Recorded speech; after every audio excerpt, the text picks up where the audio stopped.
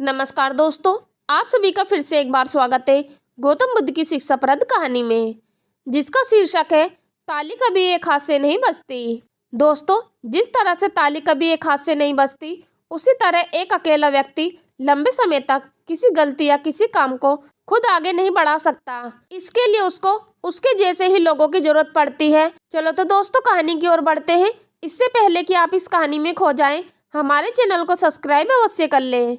दोस्तों, एक बार बुद्ध यात्रा करते हुए एक गांव में पहुंचे। गांव में एक चरित्रहीन स्त्री थी जो कि बुद्ध को देखकर बहुत आकर्षित हुई।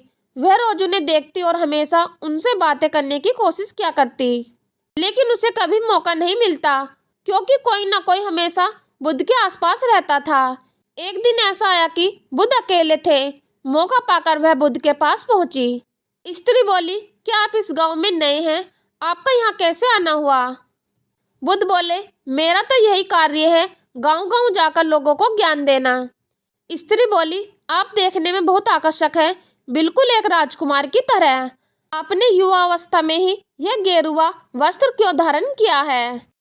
बुद्ध बोले, मेरे जीवन के 3 सवाल थे, जिसका जवाब खोजने के लिए मैंने गेरुआ वस्त्र धारण किया था।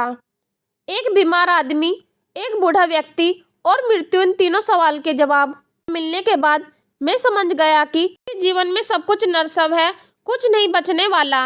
यह शरीर तो एक दिन मृत्यु को प्राप्त हो जाएगा, इसलिए मैंने संसार का मोह छोड़ दिया है। बुद्ध की बातें सुनकर वह स्त्री बड़ी प्रभावित हुई। उसने बुद्ध के सामने हाथ जोड़े और कहने लगी, आप आकर्षक के साथ बड़े बुद्धिमान भी हो। मैं आपको अपने घर भोजन के लिए निमंत्रण देना चाहती हूँ। बुद्ध बोले, ठीक है, मैं आपके घर भोजन पर जरूर आऊँगा। जब बुद्ध और उस स्त्री की बातें चल रही थी, तभी सरपंच और कुछ गांव वाले बुद्ध के नजदीक आने लगे। उन्होंने दोनों को एक साथ देखा। स्त्री ने जैसे ही लोगों को अपनी तरफ आते देखा, जल्दी से वह भागते हुए निकल गई। सरपंच और गांव के कुछ लोग बुद्ध के पास पहुंचे। सरपंच बोले, आप और उस स्त्री के बीच में क्या बातें हो रही थी?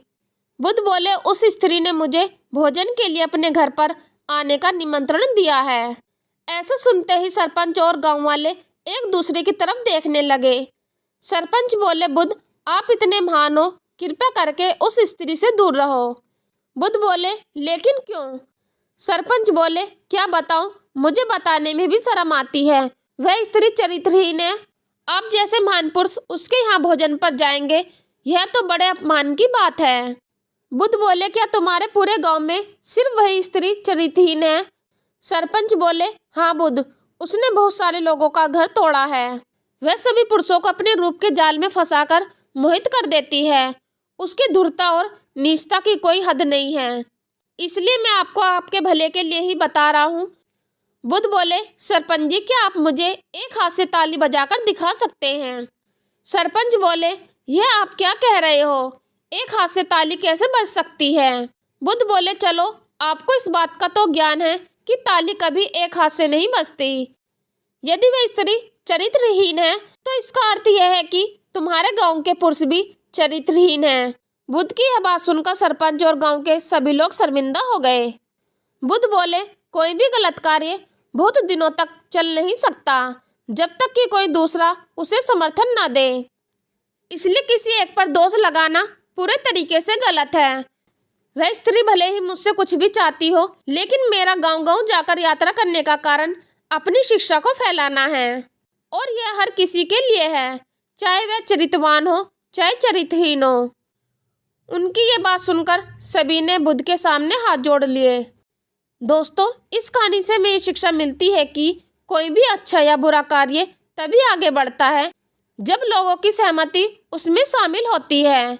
इसलिए हम एक पक्ष को पूरा सच और दूसरे पक्ष को पूरा झूठ नहीं कह सकते।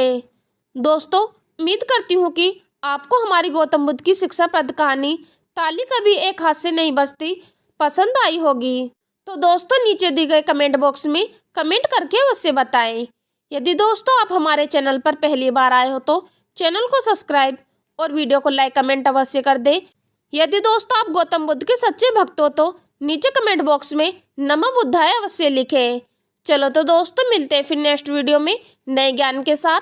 हम लेते हैं आपसे विदा। धन्यवाद।